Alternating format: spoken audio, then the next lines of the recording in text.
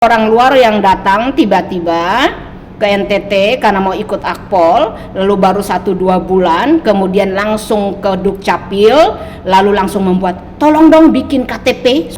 Hei, 6 Akpol yang lulus dari Polda NTT, ini bukan nama-nama NTT ini nama-nama orang dari luar ini. Tapi kenapa mereka bisa tes di wilayah hukum Polda NTT dan bahkan lolos? Kita tidak boleh menstigma atau stereotip sebuah nama tertentu itu adalah nama dari wilayah lain. Sebenarnya tidak salah dong mereka mengikuti tes Akpol di wilayah Polda NTT dan lulus. Apa persoalannya?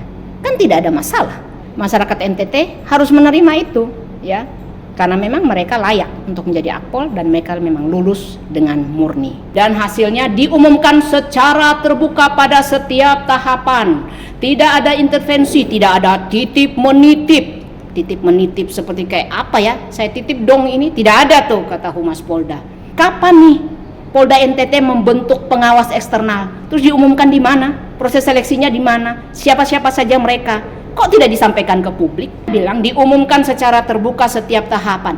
Di mana diumumkannya Pak Kapolda NTT? Di mana? Di mana? Di mana? Di mana?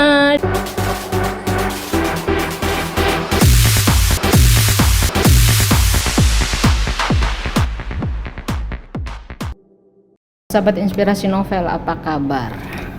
Semoga kalian dalam keadaan baik-baik saja ya. Nah, kali ini saya mencoba untuk membahas masalah yang lagi viral, yaitu kelulusan 6 Akpol dari Polda Provinsi Nusa Tenggara Timur yang viral ya. Banyak masyarakat yang bertanya-tanya terkait dengan 6 Akpol yang lulus ini. Menurut sebagian masyarakat bahwa ke-6 Akpol ini adalah bukan anak NTT. Kalau bukan anak NTT, mereka anak dari mana? Mereka lulusan dari mana? Sementara tergambar jelas bahwa mereka lulusan dari Polda NTT. Terkait dengan lulusan Akpol ini, kita harus melihatnya dengan kacamata yang luas, dengan pemikiran yang juga luas, dan juga dengan rasa yang juga luas. Semuanya kalau pikiran luas, perasaan luas. Ini perasaan luas seperti apa ini? Dan juga dengan kacamata yang luas. Sementara kacamata ini hanya segini ya. Nah, bagaimana nih? Semua orang boleh berpendapat ya, dan ini pendapat saya. Kita tahu bahwa masyarakat, sebagian besar masyarakat NTT sementara memprotes nih, mengkritik Polda NTT bahwa hey, 6 Akpol yang lulus dari Polda NTT itu kenapa bukan berasal dari melalui nama-namanya ya, melihat dari nama-namanya, kenapa mereka sepertinya bukan anak-anak NTT. Kita lihat ya, nama-nama mereka 6 Akpol ini siapa saja. Minta maaf saya harus spill nama-namanya supaya kita bisa melihatnya dengan baik, bijaksana. Ini ya, tunggu supaya saya tidak salah. Saya sudah mencatatnya di sini. Nah, ini pertama Made Alvino Garvin Karang, kedua Doprimeka Wibowo, ketiga Joel Ishak Hamonangan Silalahi, keempat Afandi Hidayat, kelima I Dewa Yoga Krisnanda, dan keenam Chelsea Maudina Ahmadi. Nah, coba dengan nama-nama ini saja kita bisa orang ya secara langsung bisa tahu ini bukan nama-nama NTT ini nama-nama orang dari luar ini. Tapi kenapa mereka bisa tes di wilayah hukum Polda NTT dan bahkan lolos? Nah, kenapa seperti itu? Ini coba saya mau membahas sedikit ya, membedah melalui kacamata saya.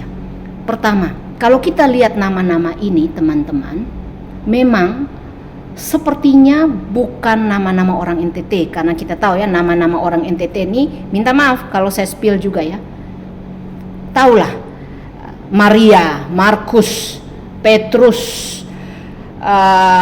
Bartolomeus, atau dengan fam-fam di belakang yang kita bisa tahu ya, mereka dari Timor, mereka dari Sumba, mereka dari Alor, mereka dari Flores, mereka dari Kupang, karena di belakang nama-nama mereka itu pasti sudah ada fam atau marga yang kita langsung tahu bahwa itu adalah orang-orang NTT.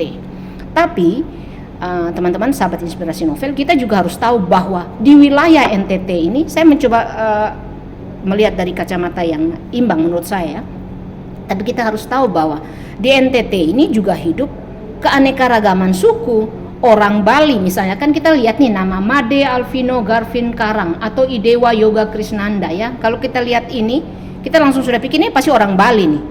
Tapi kan kita juga tahu bahwa orang Bali juga banyak kok ada di Kupang, dan bahkan ada yang orang tuanya juga lahir besar di sini, dan kemudian anak-anaknya jelas juga ada diberi nama ya, nama Bali, dan mereka lahir besar di sini, berarti mereka juga sebenarnya adalah orang NTT ya. Karena apa? Kalau KTP-nya orang tuanya dan anak-anak juga lahir di sini kemudian berpendidikan di sini, berarti kan mereka juga orang NTT ya.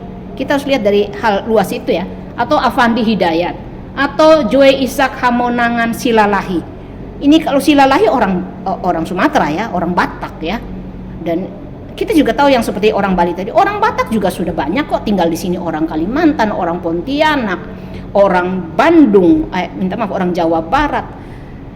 Berbagai keanekaragaman suku, agama, bahasa pun banyak yang sudah menetap dan menjadi warga NTT. Jadi sebenarnya tidak salah dong ketika kemudian mereka yang orang NTT dengan berbagai suku, bangsa, agama, ras itu ada di NTT, dan kemudian kalau mereka mengikuti tes Akpol di wilayah Polda NTT dan lulus, apa persoalannya? Kan tidak ada masalah, iya kan? Hanya karena nama-nama ini. Terus ingat juga satu, teman-teman sahabat Inspirasi Novel, bahwa seringkali kita juga yang memang orang tua atau memang berasal betul-betul dari orang NTT pun, kita tahu bahwa kita juga sekarang akhir-akhir ini nama-nama yang diberikan kepada keturunan atau anak cucu kita juga nama-namanya juga bukan nama-nama orang NTT, benar kan? Ada yang nama-nama orang Jawa, ya kan? Minta maaf, Ayu Ting lah. Jadi sebenarnya nama tidak lagi menyempitkan. Artinya sebuah nama kita tidak bisa menggeneralisasikan bahwa ketika dia bernama ini, dia dari suku ini. Ada kok yang namanya berbau Jawa tapi orang Flores, ya kan? Seperti itu. Jadi pemilihan nama tidak lagi terbatas saat ini untuk suku tertentu, benar tidak? Ya, coba di komen di sini. Artinya apa?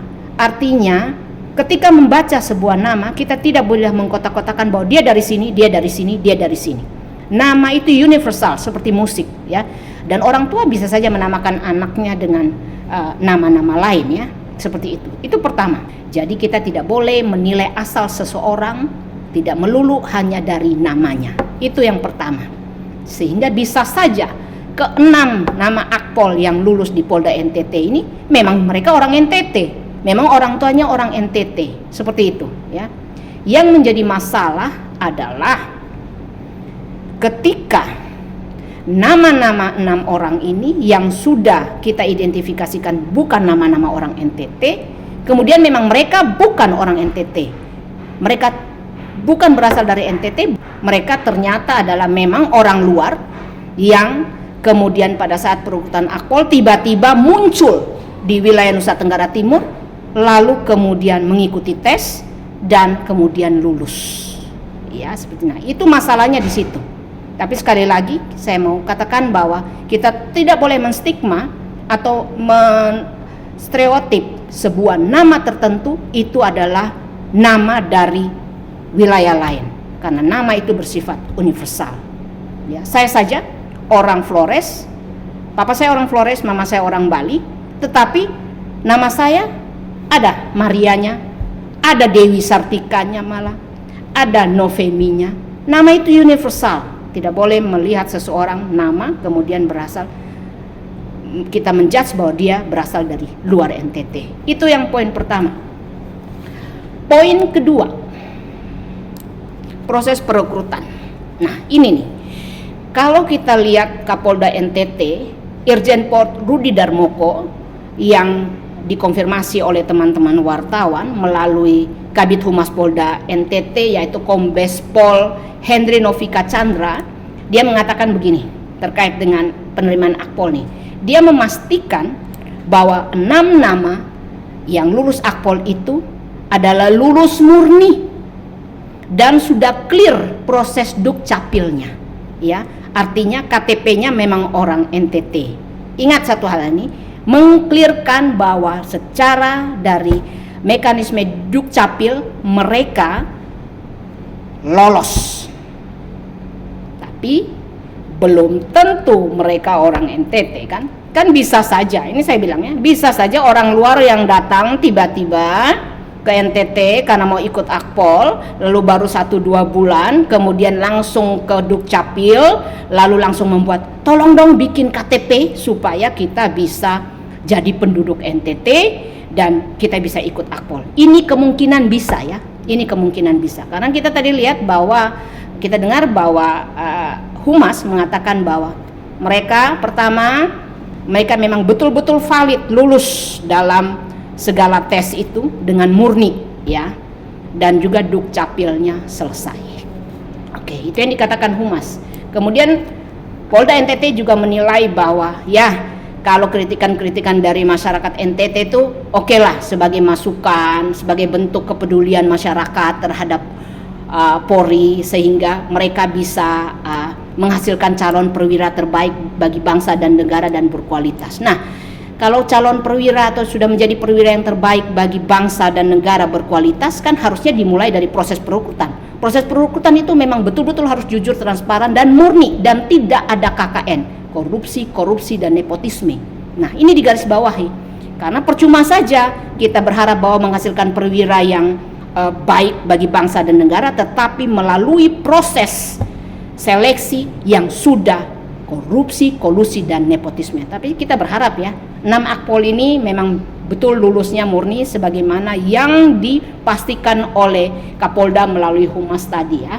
Dan Humas juga mengatakan bahwa mereka mengumumkan setiap proses, mulai dari pendaftaran seleksi, syaratnya, mekanisme, itu mereka sampaikan kepada publik.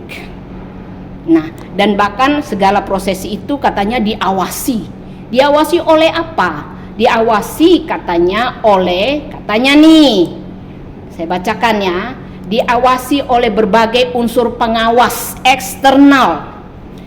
Di antaranya ada perwakilan dari Ikatan Dokter Indonesia (IDI), ya, ini untuk proses seleksi kesehatannya ya.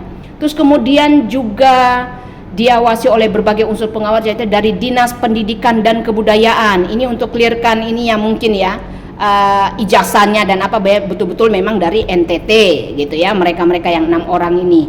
Kemudian dari akademisi perguruan tinggi, kemudian ada perwakilan dari lembaga swadaya masyarakat LSM, dan kemudian juga katanya diawasi oleh pengawas eksternal dari insan pers. Insan pers, siapa itu? Salah satu atau beberapa insan pers yang ikut mengawasi proses eksternal ini ya, karena dari ini semua ya, insan pers siapa ini ya, sehingga bisa mengawasi ini. Lalu katanya ini unsur pengawas eksternal ini mereka bentuk ya untuk menjaga objektivitas dan transparansi selama proses seleksi berlangsung ya. Seperti itu nih penjelasan dari Humas ya. Nah, yang jadi pertanyaannya, kapan nih Polda NTT membentuk pengawas eksternal? Terus diumumkan di mana? Proses seleksinya di mana? Siapa-siapa saja mereka? Kok tidak disampaikan ke publik? Padahal kita tahu di wilayah Nusa Tenggara Timur ini kan pers banyak ya, lembaga pers banyak ya. Kok tidak diumumkan? Jangan hanya diumumkan melalui internal, ditempel di Polda atau di webnya Polda saja. Jangan, kan pers diumumkan supaya semua masyarakat tahu siapa itu perwakilan dari insan pers, siapa itu perwakilan dari IDI, siapa itu perwakilan dari Dinas Pendidikan dan Kebudayaan, siapa itu perwakilan dari akademisi perguruan tinggi dan LSM. Transparan, tadi katanya mau transparan, tapi proses perekrutan pengawas eksternal saja masyarakat banyak yang tidak tahu. Nah, ini catatan buat Polda, harusnya proses perekrutan pengawas eksternal itu juga disampaikan ke publik. Jadi yang ikut juga bisa benar-benar ikut dengan objektif dan lulus juga dengan objektif, supaya mereka mengawasi juga proses seleksi Akpol itu juga dengan berkualitas, karena mereka masuk juga menjadi pengawas eksternal itu juga dengan transparansi, juga dengan keobjektivitas saat mengikuti proses pengawasan eksternal itu. Nah, itu seperti itu. Yang berikutnya, yang tadi menarik ya, Humas juga menjelaskan bahwa domisili peserta, ya, semua nih domisili peserta katanya mereka melakukan pemeriksaan secara ketat dengan menggandeng Dinas Kependudukan dan Pencatatan Sipil, Disduk Capil. Untuk apa? Untuk memverifikasikan data administrasi kependudukan seluruh peserta, entah seluruh peserta yang seleksi atau yang 6 ini ya. Nah, di sini juga kita berharap Pak Kapolda NTT transparan juga tentang domisili peserta. Dibukalah 6 orang ini supaya masyarakat juga tahu kan, benarkah 6 orang yang lulus dengan nama-nama yang menurut sebagian besar masyarakat, kok ini nama-nama bukan seperti orang NTT ya, supaya masyarakat tahu, oh mereka KTP-nya di sini, tinggalnya mereka 6 orang ini di mana? Di Kupang kah? Di Sumba kah? Di Flores kah? Di Timor kah? Di Sabu kah? Di Rote kah? Atau di Alor kah? Terbukalah, come on. Ya, mereka di mana tinggalnya? Sehingga juga ke-6 orang ini yang lulus Akpol ini juga bisa diketahui oleh masyarakat. Oh, mereka tinggal di Alor. Sehingga orang masyarakat Alor juga memastikan, benar kok anak ini tinggalnya di Alor selama ini. Benar kok orang tuanya orang Alor, ya. Jadi harus terbuka seperti itu, ya. Itu tentang domisili peserta. Kita juga berharap yang paling penting Kapolda NTT klarifikasikan hal ini. Sebutkan 6 nama-nama Akpol yang lulus itu, yakni saya bacakan ulang: Made Alviro Garvin Karang, Dopri Meka Wibowo, Joel Ishak Hamonangan Silalahi, Avandi Hidayat, Idewa Yoga Krisnanda, dan Chelsea Maudina Ahmadi. Itu benar-benar lulus murni dan mereka adalah anak-anak NTT, ya. Mereka berdomisili di NTT dan memang mereka pantas untuk menjadi Akpol, sehingga kemelut ini tidak ada lagi. Seperti itu. Jelaskan asal-usul mereka, domisili mereka di mana, nilainya mereka seperti apa. Harus dijelaskan kepada publik. Kita menunggu klarifikasi penjelasan dari Pak Kapolda NTT. Kita berharap Pak Kapolda ketika memang mereka harus lulus dengan murni, angkat jempol dan selamat bertugas untuk kalian. Semoga kalian bisa mengamalkan nilai-nilai di kepolisian itu dengan baik dalam tugas dan tanggung jawab kalian. Seperti itu ya, 6 nama ini.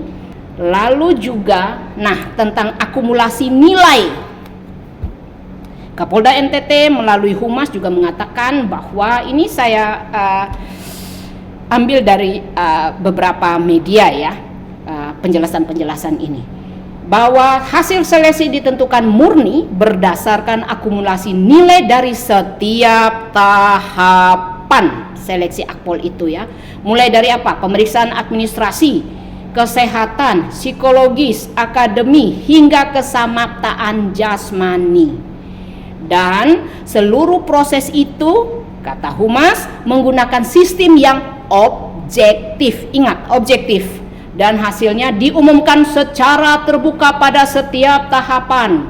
Tidak ada intervensi, tidak ada titip menitip. Titip menitip seperti kayak apa ya? Saya titip dong ini, tidak ada tuh, kata Humas Polda. Juga tidak ada perlakuan khusus kepada peserta tertentu. Kelulusan ditentukan berdasarkan hasil penilaian yang objektif sesuai peringkat nilai yang diperoleh masing-masing peserta. Luar biasa kalau ini memang terjadi ya, luar biasa. Tetapi satu catatannya, ini katanya bilang diumumkan secara terbuka setiap tahapan. Di mana diumumkannya Pak Kapolda NTT? Di mana diumumkannya? Apakah hanya melalui web Polda atau ditempel di Polda NTT? Berarti kan pengumumannya hanya sebatas anak-anak itu pergi lihat, kemudian di masyarakat kan tidak ada. Nah, lain kali Pak Kapolda diumumkan secara terbuka nilai-nilainya setiap tahapan loh, bilangnya tadi, ya kan? Setiap tahapan dalam proses pemeriksaan administrasi diumumkan, dalam proses kesehatan diumumkan nilai peserta itu, psikologisnya, akademinya, keselamatan, kan diumumkan bisa banyak melalui radio, melalui koran kita kan juga ada koran cetak ya, ada Poskupang dan sebagainya, kemudian ada juga online, diumumkan, sehingga itu tadi transparansi itu penting dan masyarakat akhirnya tahu, oh pada tahap administrasi yang ini yang lulus dengan nilai ini, itu yang baru dibilang objektif, transparan, dan akuntabel dan bertanggung jawab. Seperti itu. Lain kali harus kayak begitu supaya tidak terjadi hal begini. Kayaknya ini sudah 2 kali terjadi ya, 2 atau 3 kali terjadi di wilayah hukum Polda NTT saat penerimaan akpol ini. Beberapa tahun lalu kan juga seperti ini ya. Nah, itu kritikannya dan juga itu masukannya diumumkan secara terbuka melalui media-media, jangan hanya di media Polda, jangan hanya ditempel di kantor Polda, supaya semuanya terbuka. Nah, apalagi nih? Nah, seperti itu ya. Lalu saya juga mau katakan seperti ini. Ini yang positif nih, yang kita harus tahu secara positif. Kan banyak tuh pemeriksaan yang dilalui tahapan mekanisme ya. Kan ada tuh katanya tadi pemeriksaan administrasi, kesehatan, psikolog, akademi hingga kesemataan jasmani ya. Kita harus fair, siapapun yang mengikuti proses akpol, ketika memang dia lulus ini memang kita harus angkat jempol dan harus beri hormat bahwa memang dia melalui itu dan memang nilainya bagus ya. Dia lolos dalam administrasi, lolos dalam kesehatan. Nah, ini kesehatan saya mau ngomong nih. Ini penting nih catatan buat anak-anak NTT. Kesehatan, seringkali kita jatuh di kesehatan. Kenapa? Kita tahu ya, pesta-pesta, nggak pesta saja anak-anak minum miras, sopi, apa segala macam minuman khas dari NTT itu ya.